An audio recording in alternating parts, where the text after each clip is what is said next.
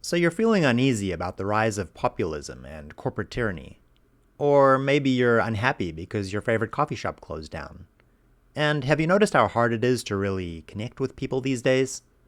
What single thing could be responsible for all these problems? It's simple. Neoliberalism. Don't see the connection? Well, let me explain. The term neoliberalism commonly refers to a set of economic policies and reforms, usually associated with the political regimes of Ronald Reagan and Margaret Thatcher. These reforms have also been required as conditions for receiving loans from the IMF and World Bank. The economic policies often associated with neoliberalism are deregulation, privatization, strict inflation and monetary controls, lower taxes, cuts to government spending, opening up trade, and the free flow of capital. Neoliberalism can also refer to the extension of capitalist thinking into parts of our lives where it doesn't belong, using price, profit, efficiency, and demand as stand-ins for value. But do we have any reasons to question this popular account of neoliberalism? I think we do. For a start, I think we should be suspicious of understanding any concept solely through the eyes of its critics. After all, neoliberalism has many supporters today, and they can't all be evil corporate oligarchs. So what attracts them to this way of thinking? Next, the typical villains of neoliberalism seem like a bad fit for the term. Many do not consider themselves neoliberals, and there are better terms for what they do, like market fundamentalism, or pro-business conservatism, or even Reaganomics. So, instead of just berating the ghost of Margaret Thatcher forever, maybe we should delve into the complicated history of this term, and some of the ideas that actual neoliberals support today. Despite the name, neoliberalism is anything but new, with a history going at least as far back as the late 19th century. However, our story begins in 1938, at the Walter Lippmann Colloquium in Paris, where a group of intellectuals met to discuss ways to reform old-school classic liberalism. Some disagreement emerged concerning how and to what extent government should intervene in the economy, with two camps eventually forming. On one side, there were those arguing for freer markets and less state intervention, including Friedrich Hayek and Ludwig von Mises, and on the other side were those who advocated for more state control. It was a member of the latter group that came up with the term neoliberalism, with the neo functioning as a rejection of the previous century's free market fundamentalism. This is a sin against capitalism. This rejection wasn't surprising. Coming in the wake of the Great Depression, the failures of unrestrained capitalism were difficult to deny. It was now clear to most that unregulated free markets simply allowed some individuals to amass huge amounts of political and economic power, and use it to restrict the freedom of others. Furthermore, there were clearly many functions that markets and private enterprise were just not suited for, and failure in those areas then had negative effects on the functioning of the system as a whole.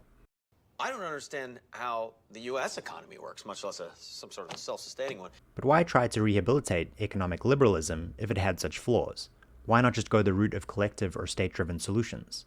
Well, one reason is that economic and political freedoms can be hard to separate neatly. The ability to satisfy our immediate idiosyncratic desires is largely a factor of whether we are able to buy, trade, produce, or sell on our own initiative. So, limiting these activities limits some of our most basic capacities for securing happiness and well-being. Can't you imagine a place where people live together and, provide services for each other in exchange for their services? Yeah, it's called a town. Also, you may have noticed that governments and politicians can sometimes behave poorly, and resisting an oppressive state only gets more difficult the more of your life is controlled by that state. So, by putting control of people's economic lives in the hands of the state, you're just increasing both the risk and effectiveness of state oppression. In between these two extremes, between both private and public power, neoliberals sought to steer a new course, pragmatic and evidence-based, and without appeals to easy ideological answers.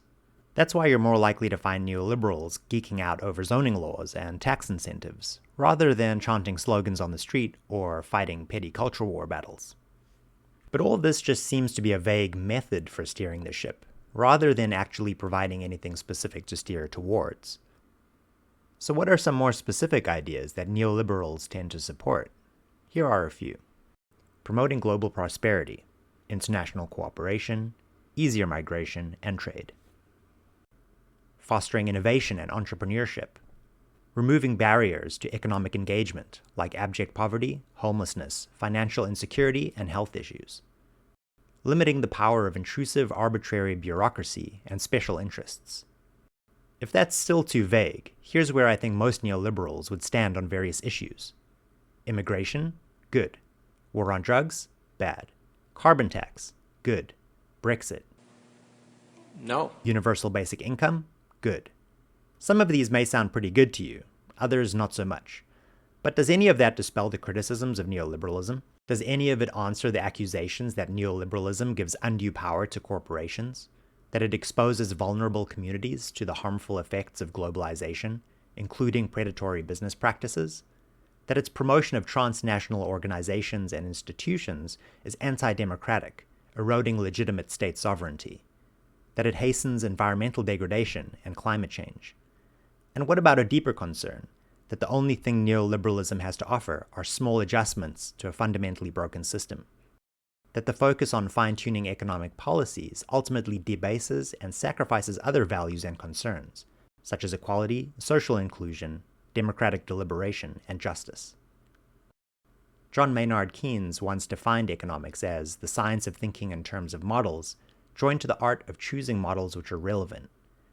Many ideologies fail when they join high-minded idealistic ends with dogmatic beliefs about their own unique and universal recipe for achieving those ends.